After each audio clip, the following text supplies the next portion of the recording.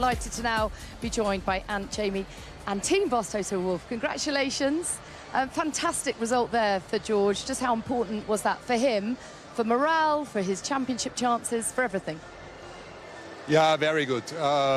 Since Q3 yesterday until now, perfect execution. He was quick, managed the tires well, cold-blooded. Really happy for him. And Toto, what did he have to work on, though? Because he didn't start the week on the Friday as fast as his teammate Kimi. He had to really work at it. Where did that come from? You know, he knows that he can drive fast, and sometimes you just have to put one and one together. Maybe ease off on yourself a little bit. Just drive? Just drive. You know? Just drive. It's never good when you guys, racing drivers, think too much. You're really good at driving, but the thinking part, leave it to the people in the garage. Perfect management from you.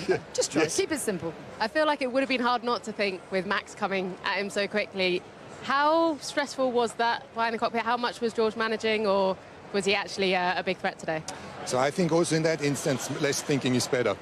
Because we said the best race is the quickest race. Don't manage.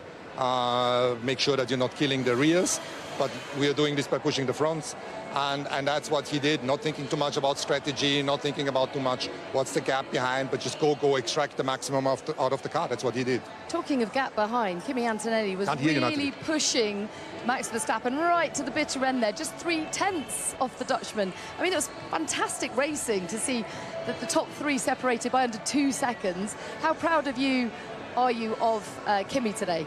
Yeah, very. I think he was very eager at the beginning to get the victory done in the first couple of laps, and that cost him dearly. But I like the enthusiasm, and he just goes for it. Up the hill there, throws the anchor probably 30 meters too late, and the same thing down here, and that's how it should be. We said it before. We want the driver to be gave no problems. Yeah, very relieved. I mean, so much credit to the engine guys. They have put in so much effort over the last weeks in order to get the reliability under control, and obviously that's never a finished topic. That needs to continue, and we need to stay on top of it. But that's why also Aaron was on the podium today. He's George's engine guy, and it's a great HPP between HPP and MGP. There's such a great culture, such a great mindset and collaboration. And the other big topic alongside reliability was Ferrari's new power unit here. Are you a bit relieved to see them not quite as competitive as we might have thought they'd be? I don't know. I mean, I heard that they were overheating a little bit. But yeah, they didn't look at all like they looked in Barcelona last week. I'm not sure why.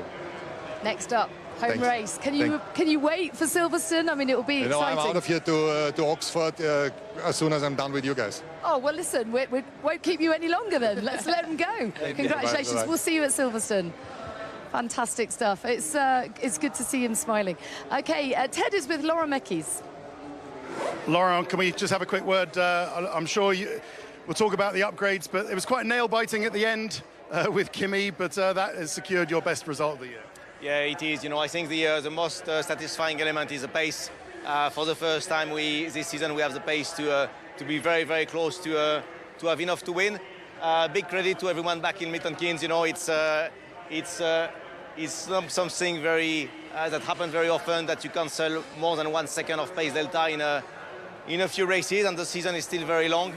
We know we will need more, because we know competition will also continue to bring updates. But certainly it's very impressive that we are now within the last tenths of what is needed to be on the top step of the podium. Okay, thanks for joining us on the pit wall. You said that you were chasing the win. Maybe had you undercut George in the last stops, might you have got the win? Was it possible today, or do you think the ultimate pace was just not? It's something we will review, of course. I think it's probably fair to say that Kimi was probably the fastest guy out there, and perhaps Max was, in fairness, a tiny bit faster than George, and just behind Kimi. But starting positions do matter, and we pay a little bit, having started a little bit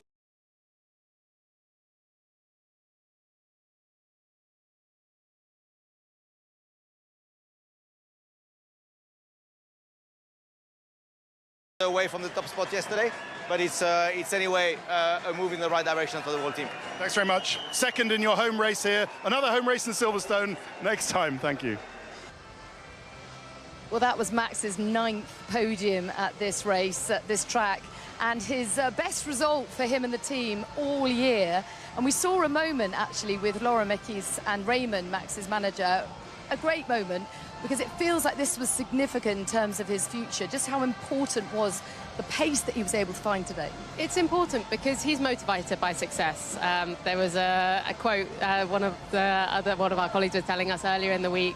Raymond said about how Max isn't here to race in the midfield. You know, he sees Red Bull as family, but it's not what he wants to be doing, racing in the midfield. So today is important, and he was fighting for the win. He would have enjoyed it, I'm sure. I've not seen someone do a move or a lunge into turn 6 like he was doing. So he was flying out there, and I think that's a good sign for where Red Bull could go in the next few races. Yeah, there really was some great racing today, wasn't there? Ant is at the Skypad to analyse it. Yeah, thanks, Nat.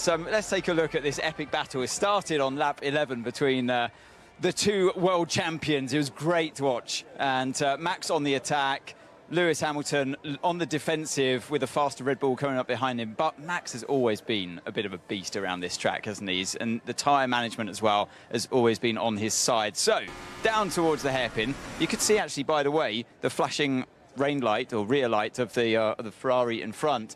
And so Max would know that that means that the Ferrari in front is super clipping. So it means that the electric motor is grabbing on to the ICE, the internal combustion engine, and slowing him down. So he sees that flashing and thinks about going down the inside, and he does. He tries to run Lewis right out wide on the exit, and he's through.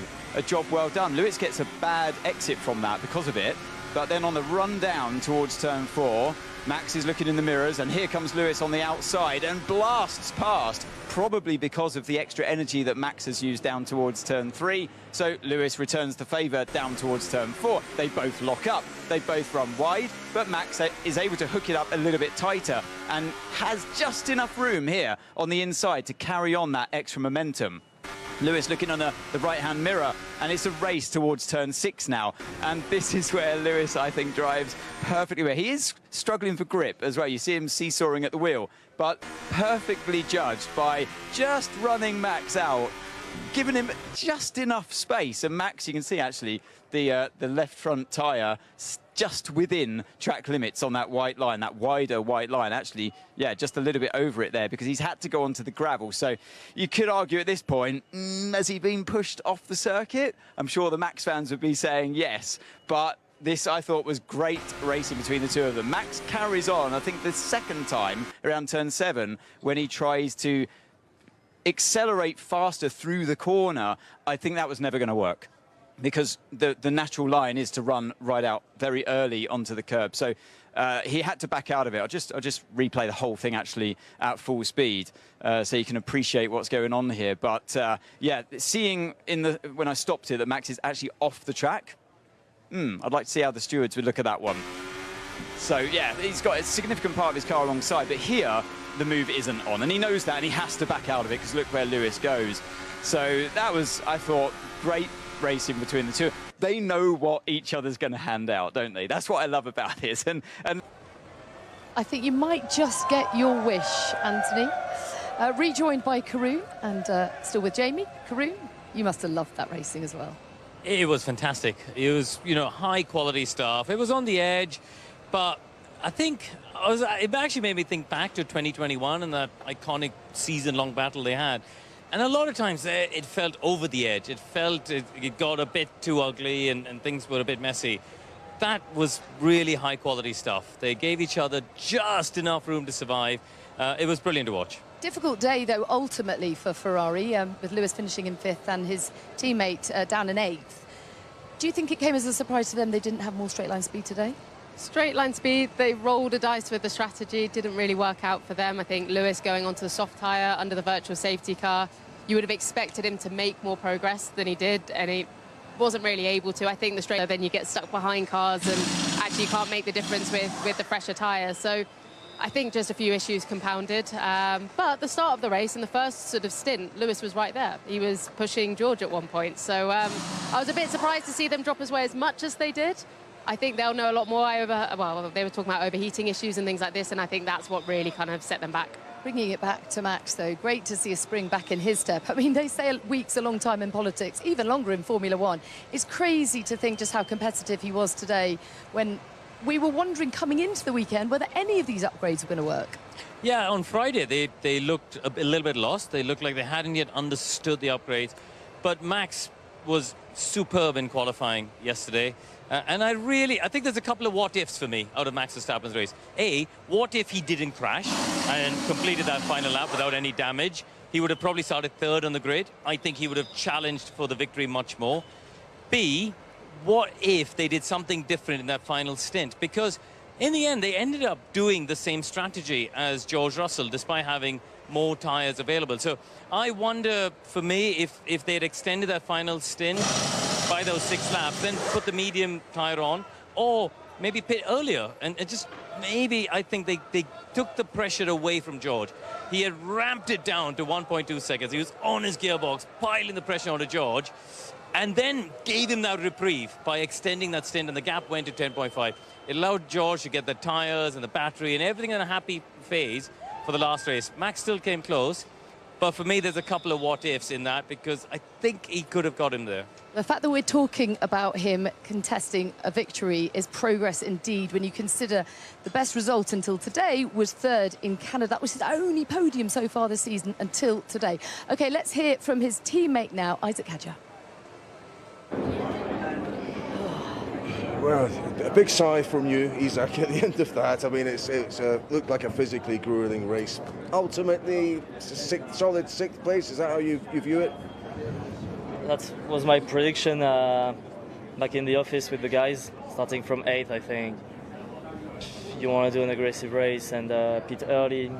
It's not it's not the fastest race all around, but it's the most efficient to gain positions, and we succeeded in that. Obviously, starting 8th is just not good enough to be clearing up the McLarens, the Ferraris. Yeah, I mean, it was probably a little bit more straightforward for Max, even just those few places ahead of you starting. Yeah. But the power unit looked decent around here. The car upgrades seem to have made a difference. Is it a significant weekend for the team? Do you sense this? Yeah, I mean, it's definitely the best race pace we've had since the start of the year. Clearly, today we are the 2nd fastest car, so finishing 4th would have been ideal, but we didn't. And no, I'm quite happy with the overall pace, but the feeling in the car is still lacking. I couldn't put the car in the right window the whole weekend, and still like that we're fast. So it's good and bad news. Thanks, Isaac. Well, Craig doing his best to put a smile back on Hadjar's face, because there's a lot to be positive about here. And, you know, really encouraging signs. I know that he would have preferred, given the race pace of the car, to be higher up, but still a strong haul of points for Isaac today. Yeah, I think so. He's had a difficult weekend. They had some issues with the car early on in going back to Friday, and there's a bit of a knock-on effect to that. He, in qualifying, didn't quite get the as good as Max did. I think it didn't feel like he had that same confidence. Ended up 8th on the grid. So I can see why he's a little bit downbeat about it, but actually there's a lot of encouragement, as you say, because the car was competitive. And I think Silverstone, high-speed circuit, if they've got the aero package working well, I'll tell you what, you want that. You want that warm, cuddly downforce, like your favorite teddy bear when you get to a high-speed track like Silverstone. And presumably, when you know about your pace, you want to get racing again straight away, particularly at a track like Silverstone. Exactly, it's a driver's favourite, so that's one they're all going to look forward to anyway. I think it's a power-sensitive circuit, though, and I think what we've got with the new regulations, it's going to be a bit of a different challenge to what it might have been previously. So that's going to be interesting to see how Red Bull, we know they've got a strong ICE, so I think that's something that they can be positive about. And I think Max is going to have the bit between his teeth, as always.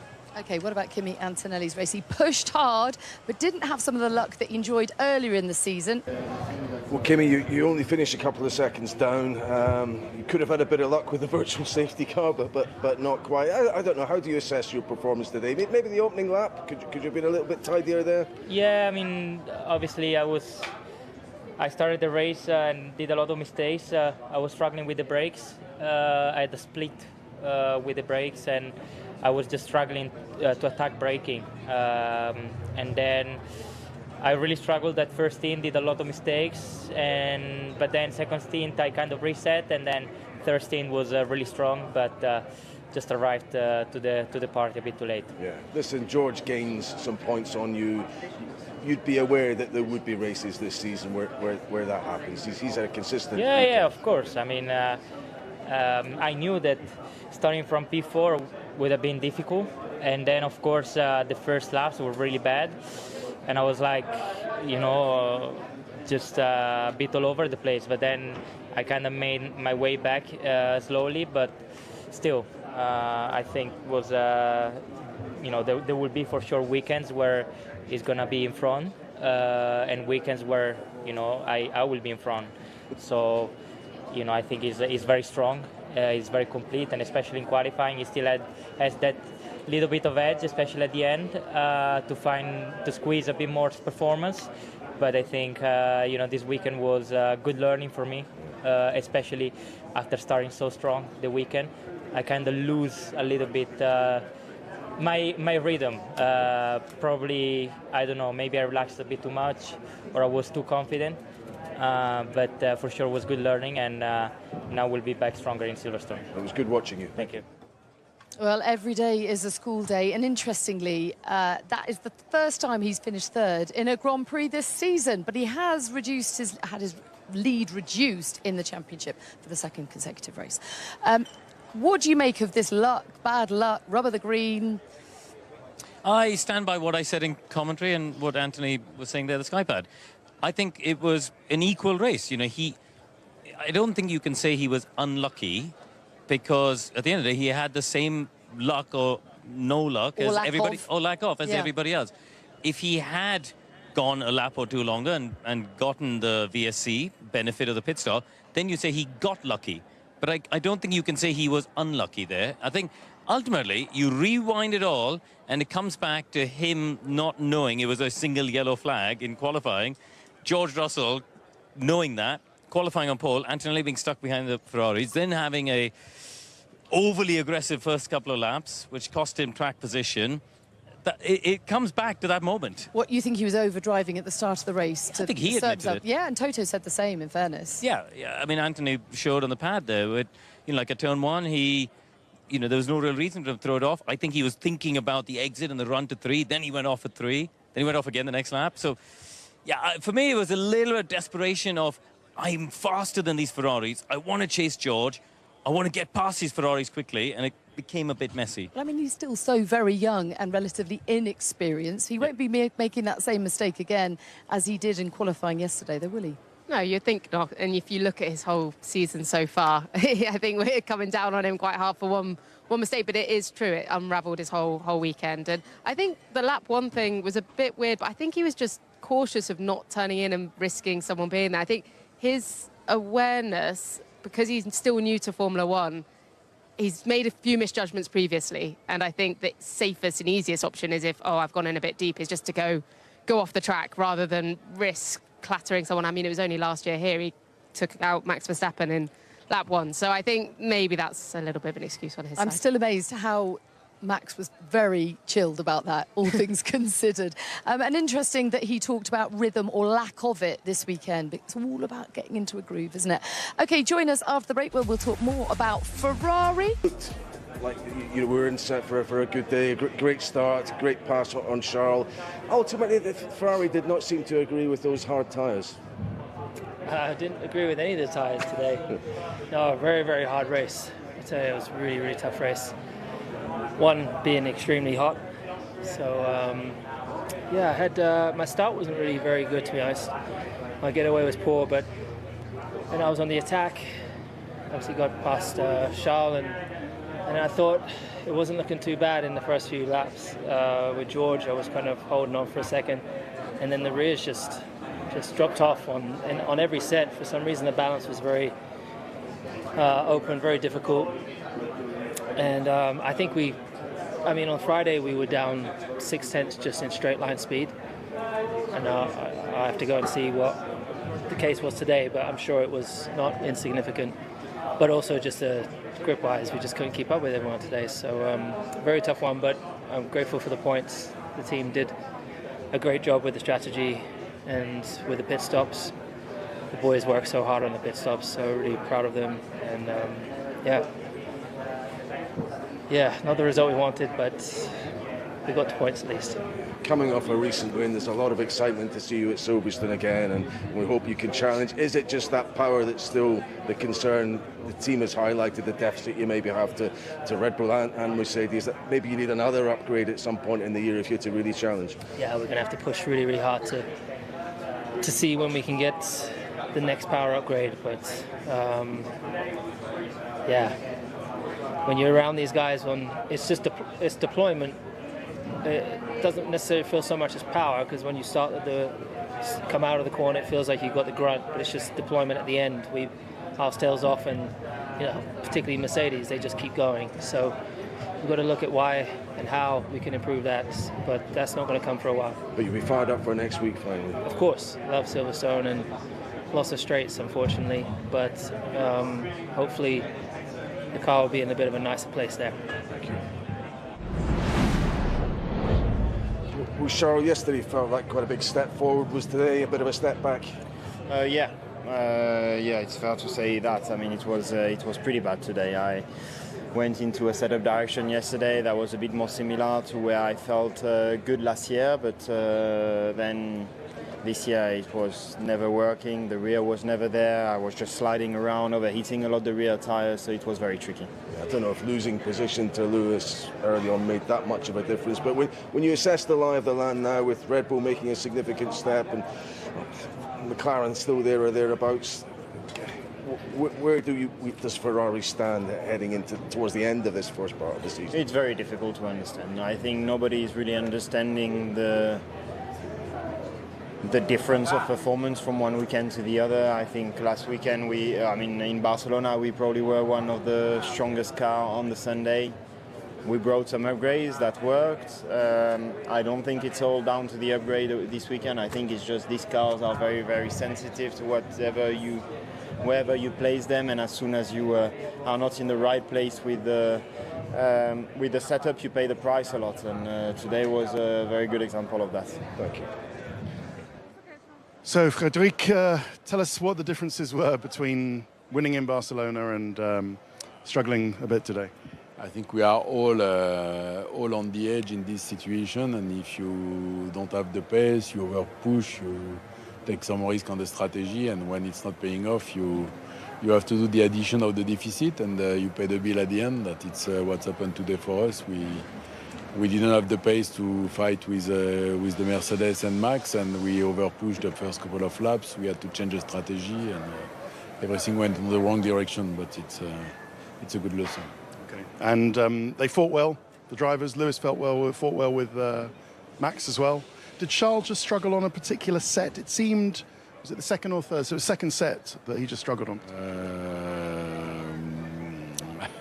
I don't remember the set. I think you remember the radio message. He wasn't happy with you. Oh, yeah, he was overheating, and depending on where you are on track, that and in the fight, that you have to take more or less care of the drivers. I think the target was to be in clean air today, a bit like last week in Barcelona, and it paid off for Lewis last week because we were able to do 80% of the race in clean air, and this weekend it was not the case at all. That means that. Let's try to understand exactly what's happened all the weekend. That we are also paying the price of a poor Friday, that we didn't do long stint or not enough. Okay. Point taken. All right. Thank you very much, Steven Silverstone. It might not be quite as hot in the British summer. You never know. The British summer was yesterday, no? And then it's over. We had a few days. Thank you. Oh, how we love to talk about the weather.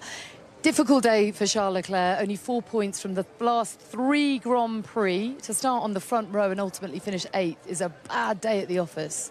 Yeah, miserable, and he just looks a bit lost to me, I think, which is even worse, because in Spain, okay, there were reasons why he wasn't at the front. He crashed in qualifying, but the car was fast, and here he just struggled on the hard tyre. They both really struggled on the hard tyre, but he just had nothing to defend with, nothing to attack with, and just sort of drove around, did an extra freebie stop.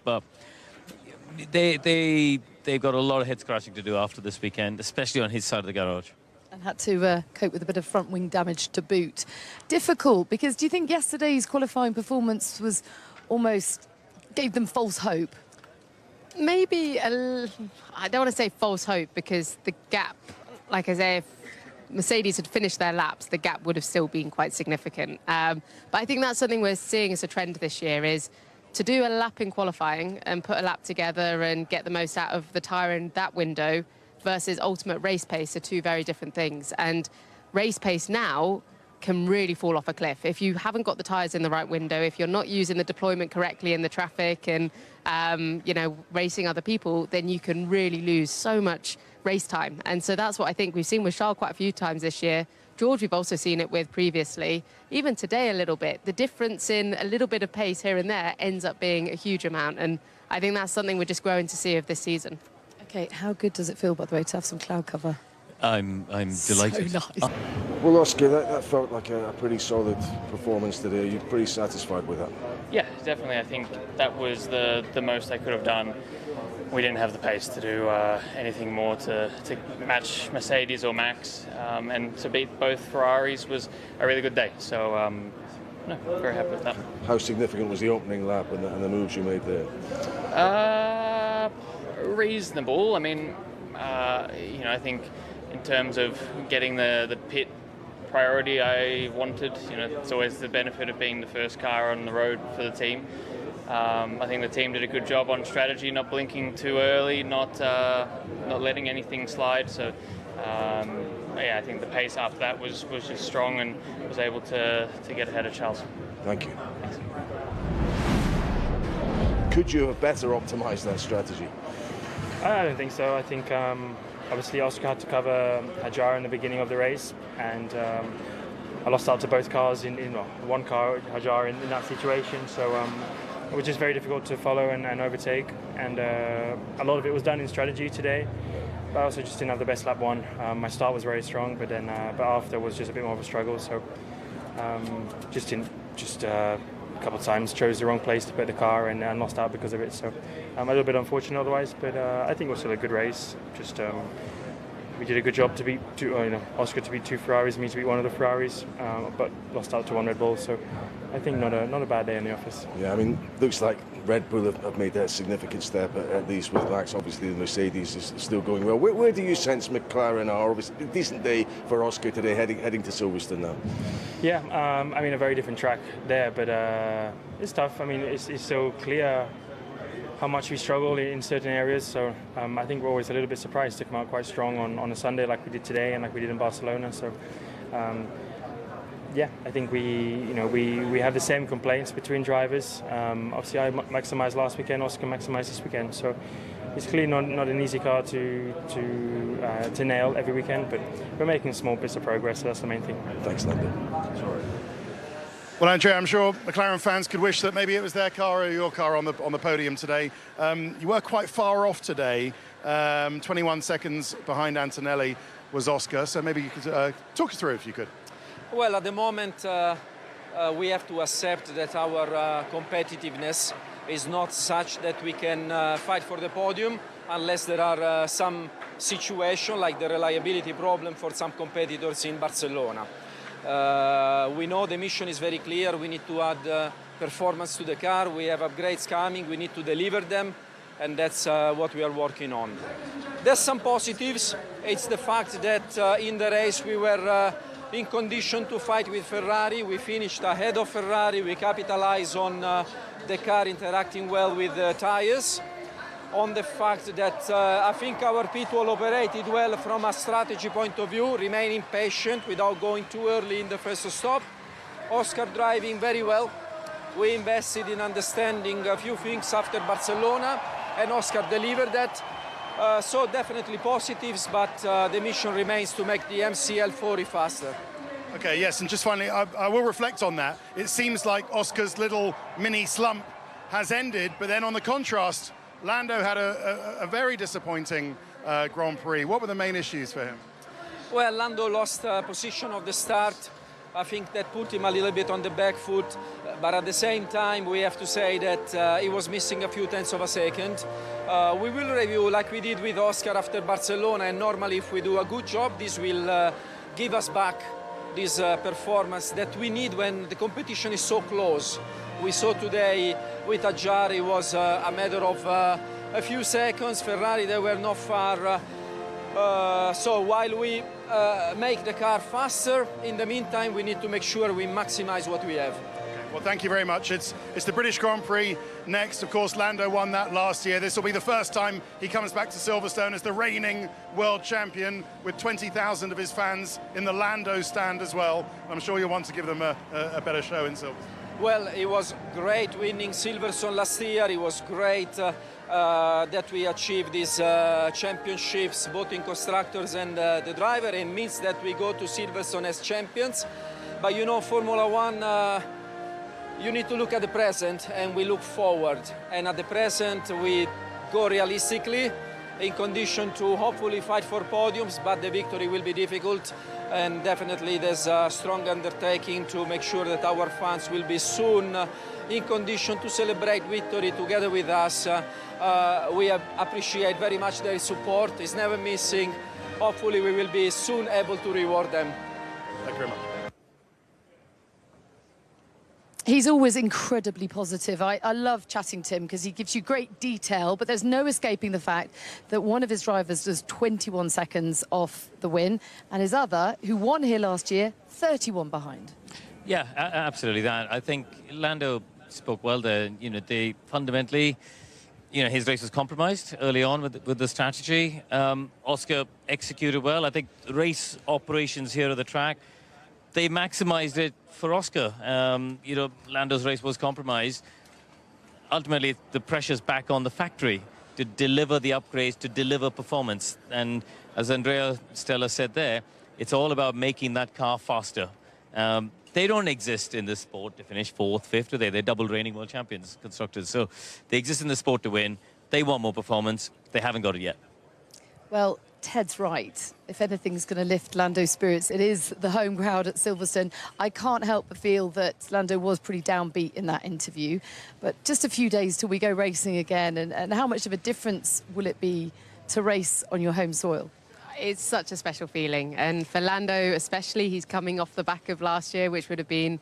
Actually, it goes into last year knowing he had a chance of winning Silverstone. This year, I don't know if he'll go in quite as confident given their recent form, but still, he's got the Lando stand there, as Ted alluded to. I was at Silverstone not long ago, and it is impressive, you know, what he's put together, and it's special for all the British drivers. I think we're talking about it before, that if we see the podium that we saw last weekend, next weekend, how great that's going to be for British motorsport, and there's no reason why that can't happen. Can you only imagine? OK, time to take a quick break now.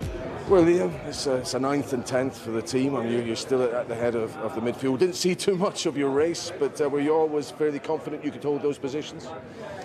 Probably after the first stint, we knew that we had good speed compared to the other guys in the midfield. So, yeah, I think we knew we were on for a decent race. And to be honest, I think our pace got better through the race as well compared to others, so pretty happy. Yeah, I mean, you certainly showed good pace as the race moved on. Listen, there's a lot of talk about the lineup. You guys seem to be sparking off each other pretty well as a duo right now. Is that fair to say? Pretty warm, yeah.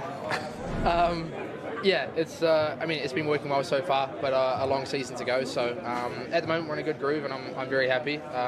Just trying to keep the momentum rolling. Thank you. Thank you. Well, Arvid, it's another double points finish, 3 consecutive points finishes for you. Grueling race out there, but a solid one from your perspective? Yeah, it was good. I got stuck in, I gave it a good go. I got ahead of Liam at the start of the second stint and was ahead of him the whole of the second stint. Then the team boxed him a lap earlier than me, so he came out ahead just because of the newer tyres, which I kind of saw coming, to be honest. Fine, is what it is. I don't think there was much more I could have done on that side, but regardless, I think for myself it was a positive race. I think there's a few things to work on. I wasn't super happy with my driving, with the overall pace. I think there's things I can manage better. There's still quite a few things to learn, but I think regardless, it's been a positive weekend. The team again have given us a really strong package, like you said, double points. So looking forward to Silverstone now. Yeah, well, I was going to say that. I mean, and the car, there's elements of the last 2 circuits that maybe bode well for Silverstone too. How good is it for you to be going there with the little run you've had? Because it's a special event for you, what's coming up. Yeah, it is. It will be special. You know, it's going to be a special moment for me. My first home race. You know, I've always dreamed of, you know, racing in Formula One in the very early days when I sort of found my love for the sport. I went to the British Grand Prix. I still remember that day very well in 2013. It was my first F1 race I went to, so to be going there 13 years later as a Formula One driver will be very special. And yeah, you know, like you said, to be going there with a car that's competitive, you know, fighting for something, is very cool. So, you know, big credit to the team. They have done an amazing job over the past few races to keep bringing upgrades, to keep bringing performance to the car. And we've got good stuff coming. So, yeah, we'll keep chipping away. Well done, you. Thank you. Well, congratulations to them. The third consecutive race that they've had both Racing Bulls in the points. What do you put this run of form down to? I think what Arvid just ended his answer with there, you know, they keep bringing upgrades. They really, over the years, we've seen focus on delivering a car that's user-friendly, should we call it. So it's got a wider range, a wider envelope. So it may not have the peak performance of the top cars, but it's a more drivable car. And for rookie drivers like Arvid, that gives him confidence. And, you know, both of them have done a great job this weekend. Lawson, a great run. I think points in 5 out of the last 6 weekends. It's a fantastic run they're on. Yeah, you're right. We've said this actually about the Racing Bulls before, that they're drivable cars, which presumably for a rookie is a great way to cut your teeth at all these new circuits you're going to. Definitely. I think there's a bit that's assumed in that because we've seen so many rookies that get in it and are able to deliver consistent results, and that in contrast to, well, when Liam, for example, was at Red Bull, how difficult a knife edge that car could be. But I still want to see Max drive that car just to see where it would end up, because I'm not discrediting the two, Liam and Arvid, because I'm sure they're getting as much as you can get out of that car. But it's a bit of an unknown still how good that car actually is, because they do often run rookies. But yeah, credit to them. They're always able to kind of pick up the pieces, and they've got two drivers working really well together. I think they've got a really nice sort of balance of, yeah, no, the pressure is about the right amount for those two drivers, which I think allows them to thrive, which is important. Well, given that Max just loves to drive anything, can't you have a word, Corinne? I said it, I don't know, about 17 times in the last 2 years, saying when they have to substitute a rookie driver in FP1 in Max's car, he's just sitting in the motorhome. Let him drive the Racing Bulls. He'll give them great feedback. He might learn a few things to take back to the main team. I think I said it, I don't know how many times. 18 many times. 18 well done, now. you. OK. Should we hear from our race winner now? George is in the pen. Big congratulations, George. Does it probably feels a while since Melbourne, so this must be very satisfying. No, it feels great, to be honest. I think more than just the result, it's just, you know, psychologically it's been a tough few races for me, and I've had a huge amount of support, and which has really helped me stay resilient and continue to believe in myself. And I think that is perhaps what I'm most proud about from these last two races. You know, coming out of Monaco was really not a great weekend for me, performance-wise, luck-wise, everything going against me. And then rocking up in Barcelona, getting the pole here, winning here. Yeah, that's what I'm really pleased about. In the gap, we didn't see much of you during the race until the very end. How on top of things did you feel throughout? I must say I was really impressed and surprised by the pace of Verstappen. He put me under a lot of pressure, which forced me into pitting early. And when I had to do a 28-lap stint on the final one, I was nervous about it, I must say. But I got in a really good groove, and I realised with about 10 laps to go he wasn't going to catch me. And with about 5 to 6 laps to go, I just brought the car home and was taking it slightly easier. So, yeah, that was quite surprising. Nevertheless, still feels great to be back on the top step. And the points gap looks a bit more achievable now. You take another chunk out with Silverstone on the horizon. So, how big a weekend is next weekend for you potentially? I mean, I can't wait for the weekend because it's the best race weekend of the year. But once the helmet's on for me, it's just another race. I'm not going to put any additional pressure on myself. I'm not going to be too relaxed either. That's just the mentality I want and I need to have. Also, because Silverstone's not been too kind to me in my F1 career, and yeah, perhaps I wasn't treating it enough like a normal weekend because it's so difficult to, because it's such an amazing weekend. Thank you. Thank you. And he was glugging away there because he did the whole race without any drink. I mean, that's impressive. You were complaining about being hot. Yeah. And now he's going to rehydrate with champagne. And very, very well-deserved champagne as well. So, yeah, I mean, as you're saying, the psychological weight seems to have lifted with George. He looks lighter, Jamie, doesn't he? I mean, you know him really well. There's a smile, there's a lightness in the way he was speaking there. Definitely, and he's someone that analyses everything, takes a lot of the details of things. He's definitely got enough hydration there now. He's going to smell on the flight home, that's for sure. Yeah. But I feel like, you know, this confidence is important for him, because when you're overthinking everything, or not even overthinking, you're thinking everything, and as Toto has said, just drive. Don't think too much. Just drive, just enjoy it. Don't let yourself kind of go into the details. And the power of that seems to be what has worked this weekend for George. It's interesting champagne technique from Toto there. Not seen that before. Over the head. That's the first time he's done that. Very impressive. Yeah, listen. You know what? My brain is all into next weekend. I'm just thinking of the atmosphere we're going to have. Toto, maybe he'll be there, spraying the champagne with George for a home win next weekend. Well, I tell you what, self-belief is everything. He talked about it then. How difficult is it to get it back, and how easy or otherwise is it to hang on to? I think it's really hard to get it back. He's worked extremely hard after difficult weekends, particularly in Miami, Monaco, but he's got it back. He did that pole in Barcelona, didn't work out for him in the race. This weekend, he did it. Pole and the win. I tell you what, it's been a great weekend. Your highlight? Watching George win that race. I'm really happy for him. Seeing Max come so strong at a track we know he knows so well. So, yeah, Red Bull are back, I think. Well, it's fantastic to have both your company, and thank you for your company at home too. Not long now until the British Grand Prix. Until then, bye-bye, have a great week, and we'll see you at Silverstone. Bye-bye.